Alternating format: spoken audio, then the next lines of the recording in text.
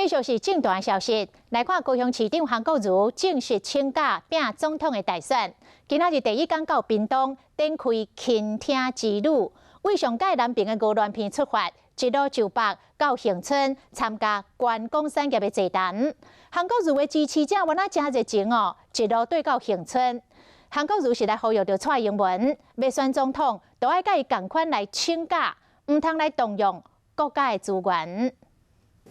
高雄市长韩国瑜昨宣布，为今日起正式请假，开始专心总统的大选。透早随展开伊竞选的行程，来到台湾最南边恒春，伫恒春镇三卡里，甲在地观光业者座谈。其实韩国瑜本身已经伫伊的官方面册顶面打出规天的行程，未少的支持者唔惊路途有偌远，拢对到恒春。真侪支持者嘛自备国旗，一片的国旗海一直画当选。韩国瑜一日出现，每一个人拢真激动。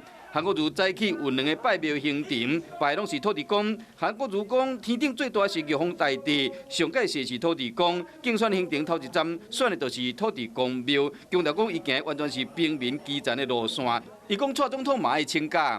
蔡总统请假是我们的建议，大家恢复到最原始、最单纯，而且 完全不会动用国家资源的情况之下，大家完全单纯的进行一场君子之争，所以我建议他也请假。